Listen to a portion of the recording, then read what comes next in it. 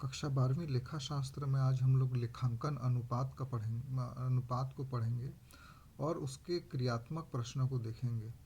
और लेखांकन अनुपात में विभिन्न प्रकार के अनुपातों को निकाला जाता है और इसके प्रश्न तब तक नहीं बन सकते जब तक कि आपको कोई सूत्र याद ना हो।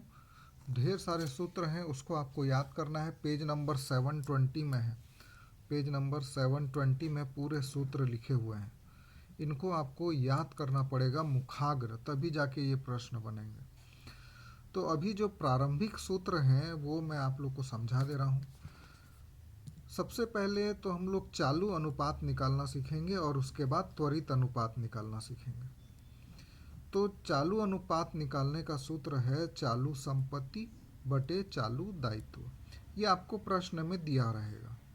तो चालू संपत्ति में क्या क्या शामिल है ये पेज नंबर 679 में डिटेल में दिया हुआ है। सबको लिखना यहाँ पॉसिबल नहीं है। और चालू दायित्व में क्या क्या शामिल है ये भी उसी पेज में दिया हुआ है, तो आप लोग इसका अध्ययन कर लें। तो कुछ सूत्र हमको याद करने हैं। सबसे पहला है चालू अनुपात बराबर चालू संपत्ति बटे चालू दायित्व। उसके बाद एक कार्यशील पूंजी आएगा, उसका देखिए एक सूत्र से हम लोग 3 सूत्र निकालेंगे और 2 और सूत्र बनाएंगे। कार्यशील पूंजी बराबर होता है चालू संपत्ति ऋण चालू दायित्व। अब इसी सूत्र से 2 चीज़ और निकाल सकते हैं। चालू संपत्ति बराबर कार्यशील पूंजी और चालू दायित्व को इधर पक्षांतर करेंगे तो धन चालू दायित्व आ जाएगा। और ठीक इसी प्रकार से चालू दायित्व बराबर चालू संपत्ति ऋण कार्यशील पूंजी, अर्थात कार्यशील पूंजी को इधर ले आए। तो ऐसा करके ये 3 सूत्र आपको कंठस्थ याद होने चाहिए। यदि चालू संपत्ति नहीं दिया है, कार्यशील पूंजी और चालू दायित्व दिया हुआ है तो हम लोग चालू संपत्ति निकाल सकते हैं। उसी प्रकार से चालू दायित्व भी निकाल सकते हैं। उसके बाद एक है त्वरित अनुपात निकालना। इसको तरल अनुपात या लिक्विड रेशियो भी बोलते हैं। इसका सूत्र होता है तरल संपत्ति बटे चालू दायित्व। और तरल संपत्ति निकालने का सूत्र बड़ा आसान है। चालू संपत्ति में से स्टॉक को घटा देंगे तो वो तरल संपत्ति बन जाता है। अब हम लोग पहला प्रश्न देखेंगे। पहला प्रश्न में चालू अनुपात निकालना है। हमको चालू संपत्ति भी दी हुई है और चालू दायित्व भी दिया हुआ है। प्रश्न में देखेंगे तो चालू संपत्ति दिया हुआ है 75,000 और चालू दायित्व दिया है 37,500। तो ये 2 जीरो और ये 2 जीरो कट गया। 375 एकम और 375 दूनी करेंगे तो 750, अर्थात 2/1। तो इस प्रकार से चालू अनुपात निकलेगा हमारा 2:1।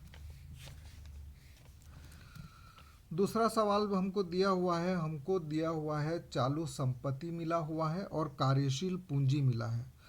तो चालू संपत्ति और कार्यशील पूंजी दिया हुआ है तो हमको चालू दायित्व निकालना पड़ेगा इसके लिए, सूत्र में रखने के लिए। तो इसके लिए हम लोगों ने ऊपर में सूत्र डेरिव किया था।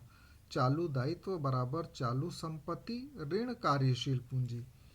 तो इस सूत्र में हम लोग रखेंगे 80,000 चालू संपत्ति है, 40,000 कार्यशील पूंजी है। 80 में 40 घटाएंगे तो चालू दायित्व हमको मिल जाएगा 40,000।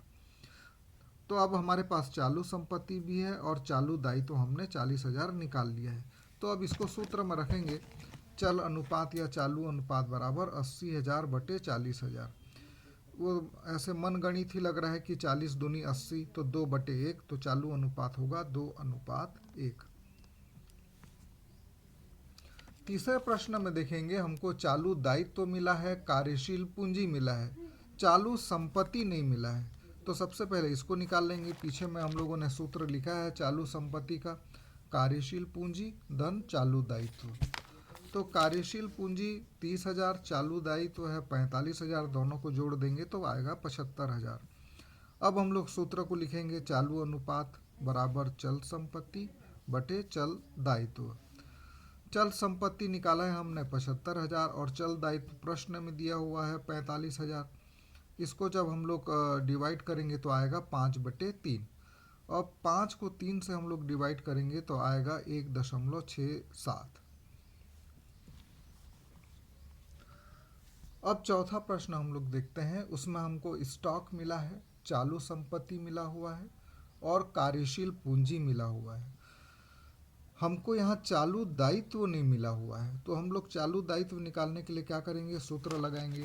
ये देखिए, चालू दायित्व बराबर चालू संपत्ति ऋण कार्यशील पूंजी। तो जब चालू दायित्व निकालेंगे तो चल संपत्ति है 1,00,000, कार्यशील पूंजी है 60,000, तो चालू दायित्व निकल आएगा 40,000। अब इसके आधार पर हम लोग चल अनुपात निकाल लेंगे, या चालू अनुपात भी इसको बोलते हैं। 1,00,000 बटे 40,000, और इसको डिवाइड करेंगे तो आएगा 2.5/1। नीचे की संख्या को 1 लाना जरूरी है, ऐसे भाग देना है कि नीचे 1 से आना ही है। तो 2.5/1 ये हमारा हो जाएगा चालू अनुपात।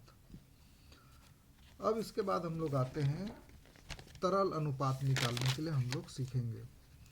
तरल अनुपात निकालने का सूत्र हम लोगों ने यहाँ पर ध्यान से देखा है। तरल अनुपात बराबर तरल संपत्ति बटे चालू दायित्व। और तरल संपत्ति कैसे निकालते हैं, चालू संपत्ति में से स्टॉक को जब घटा देते हैं तो वो तरल संपत्ति बन जाती है। पहला प्रश्न में लिखा हुआ है तरल संपत्ति भी दिया हुआ है 1,50,000 और चालू दायित्व भी दिया हुआ है 75,000।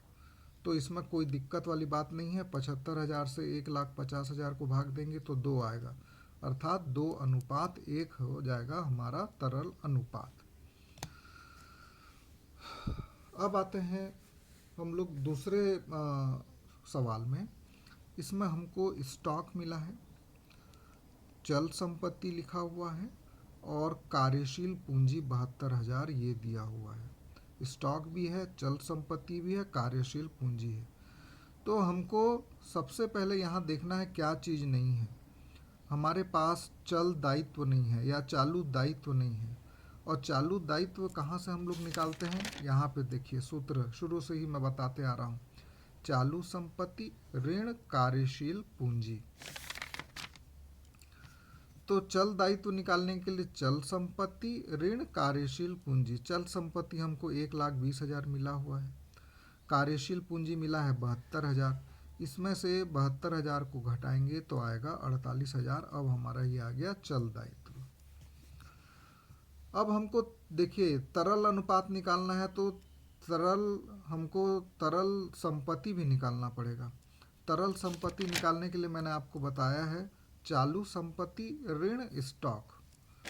तो यहाँ पे हम लोग देखते हैं तरल संपत्ति चालू संपत्ति ऋण स्टॉक। तो चल संपत्ति कितना है हमारे पास लिखा हुआ है 1,20,000, उसमें स्टॉक कितना लिखा हुआ है 60,000। इसको घटा देंगे तो आएगा 60,000। अब 60,000 मिल गया है हमको, तो तरल अनुपात का सूत्र क्या है, तरल संपत्ति बटे चालू दायित्व।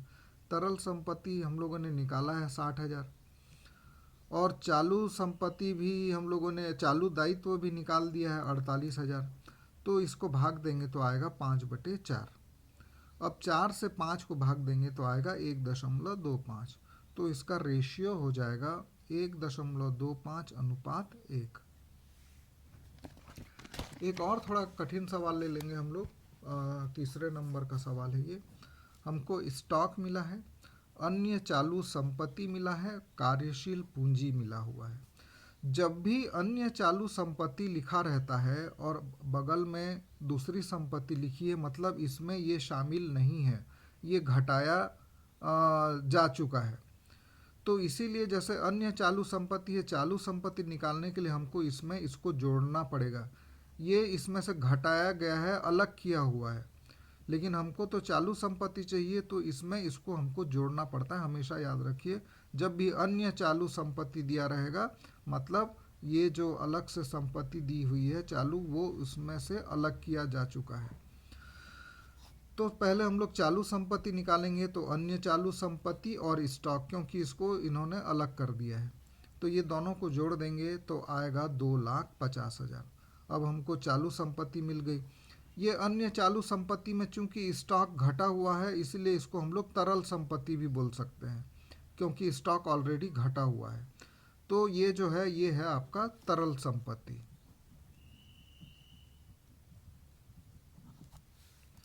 अब हमको चालू दायित्व भी नहीं मालूम है, प्रश्न में नहीं दिया हुआ है, तो उसको निकालने का सूत्र है हमारे पास चालू संपत्ति ऋण कार्यशील पूंजी। चालू संपत्ति है हमारी 2,50,000, कार्यशील पूंजी है 1,50,000 प्रश्न में दिया हुआ है। इसमें से इसको घटाएंगे तो आएगा 1,00,000 रुपया। अब आसानी से हम लोग तरल अनुपात निकाल लेंगे। तरल अनुपात बराबर तरल संपत्ति बटे चालू दायित्व।